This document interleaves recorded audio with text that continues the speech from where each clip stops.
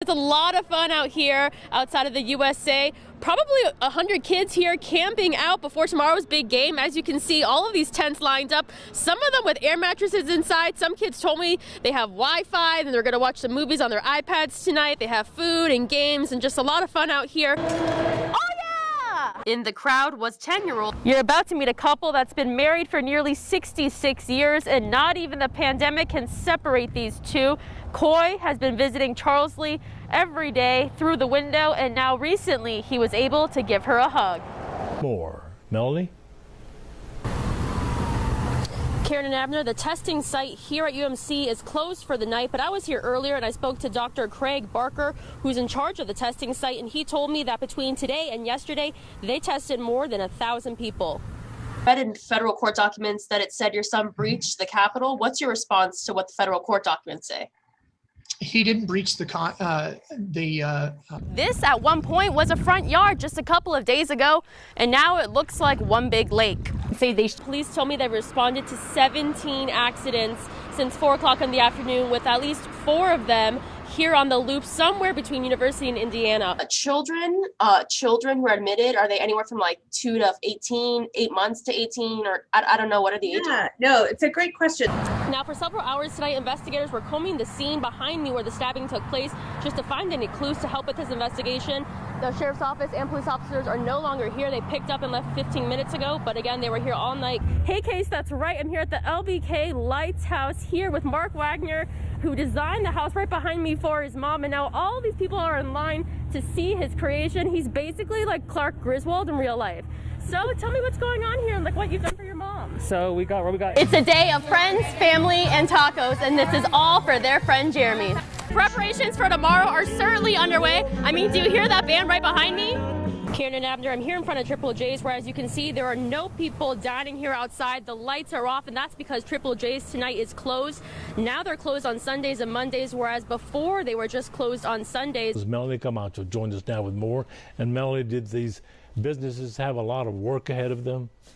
Yeah, Abner, they have a lot of work ahead of them. In Texas here, if 51% or more of your business's sales come from alcohol, you're considered a bar, and now some bars are trying to prove to TABC their sales went down, or they're filling out food and beverage certificates, agreeing that they're going to change their business model going forward. News Channel 11's Melanie Camacho shows us how. Those who attended the drive-through services this morning were able to sit right in their cars while still engaging with the pastor, singing the songs and waving to friends. Hi guys! Karen, it's as simple as buying a school supply, walking over to a barrel in front of any United grocer, and placing it in. Case, mashed potatoes, green beans, stuffing, you name it. Those are the kinds of foods that are being loaded into the cars behind me. This is prime real estate here in Lubbock, Texas. Gabe tells me that the funds from these playhouses are going to go towards advocacy services for children in foster care. Camacho joined us now to explain. Melanie?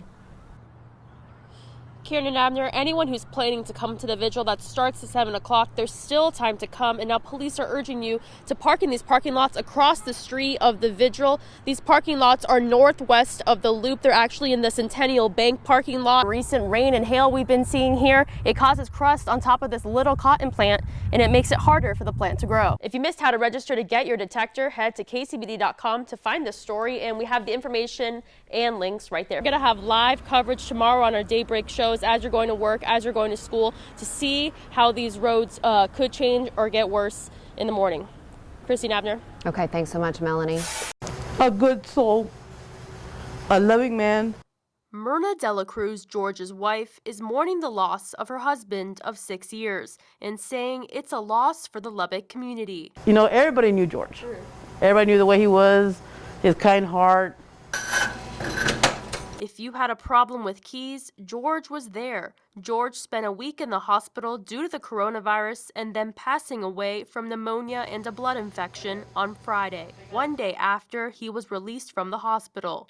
She added in the past 6 months, he was having health problems that impacted his walking and eyesight. He went real fast. I'm just glad and grateful that he saw his kids, before he did pass. Now Myrna says the key to George's life was being an awesome boss and being a helpful businessman to his customers. He would come over here and he would look at Well, everybody said they can't do it, but he would do it. But there's a lot of locksmiths that, they all appreciate for what George did for them. People that he's known that he's helped out when they didn't have enough money to pay for it, but he's like, you know what, I'll do it. Later, come pay me. Now she wants everyone to take this virus seriously, knowing how it can break a family. And she wants to carry on his legacy by keeping the store open. That was his baby. Melanie Camacho, KCBD, News Channel 11. This has replaced throwing the baseball, throwing the football. That's what we did every day. This replaces that. It's this chair where Luke and Tim Siegel bond and make memories these days.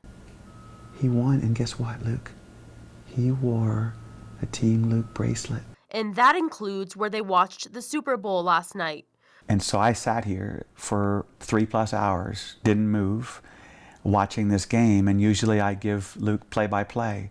I couldn't do that last night because he was sleeping, but at the very end of the game I said, Luke, the Chiefs won. For the Seagulls, it's where they admired their favorite player, Patrick Mahomes, become a champion.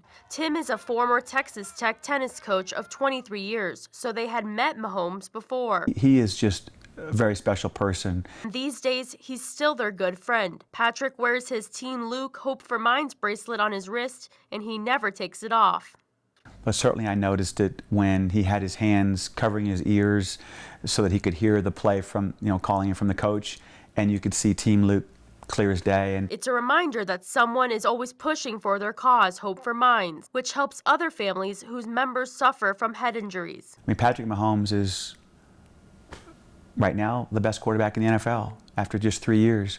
To think that he is wearing his bracelet on his right hand, mine's on my left. The Seagulls and Patrick don't need to speak every day. It's a simple look at their wrists that does the job. And for Tim, this helps him to keep going. There are moments I wonder how I can keep going, but I'll never quit because Luke never quits. And I also feel now that I have a calling, a responsibility. My passion now is to help other families like ours. Melanie Camacho, KCBD, News Channel 11. The griddle is sizzling, but the customer lines used to be longer at the Now We Tacoin Taqueria on University Avenue across from the Jones Stadium. It's trying to figure out how we're going to keep this little train going. Things are a little bit better for Albert Gutierrez, who owns the taco and Mexican food joint, at least for now. Last week, Albert shared this Facebook post saying he may need to cut down his staff again. And that was always my goal, was to be able to keep my guys at the hours that they were working, And he was pleasantly surprised with what happened. They just shared it and shared it and shared it, and that was really the greatest blessing of all. So social media is kind of saving your business right now. 100%. He doesn't want to close the shop that he says used to be filled with Texas Tech students, which is why he says he looks at what expenses he can cut down before quitting. And now he hopes you'll remember local businesses the next time you grab a meal. We have dollar tacos. The thought in my mind was always great food at great prices for our great community. You're this small, it's a labor of love. Melanie Camacho, KCBD, News Channel 11. COVID-19 isn't interrupting the love the Slayton couple has for each other, but it did interrupt Coy Evans's visits to the Slayton Care Center to see his wife, Charsley. Wasn't that nice? Nursing homes across Texas were closed for visitation for 7 months. That meant no hugging or touching. It was real depressing, so I wrote her a love letter the other day, and we got to FaceTime with her a lot. The people here were very gracious to furnish her a tablet, and we talked to her on the phone. Window visits helped. You love me. I love you. You're the only one I ever loved. But last Monday, when long-term care centers were allowed to open in Texas, they got to reunite in person with a big hug in Charsley's room. He let me go back there and had a hood on and gown, but still able to give her a big hug. I'd been praying to God that I'd be able to come over here and see her again, and God answered my prayers. Those hugs were missed by Coy. I'd always come in when she's in the dining room, and I'd come up behind her and pull her head around and give her a kiss. Now visits are limited to the couple for 2 hours a day at this care center, and Coy had to get tested to see his bride as a part of the visitation guidelines issued by the federal and state governments. I can't come in. My time's up. And now Evan says he's waiting for a vaccine to help things get back to true normalcy one day. But in the meantime, he'll continue to visit her every day and now gives some advice for a long and happy marriage like his. Try to get along, love each other. Don't fuss and fight. I love you, Charleston.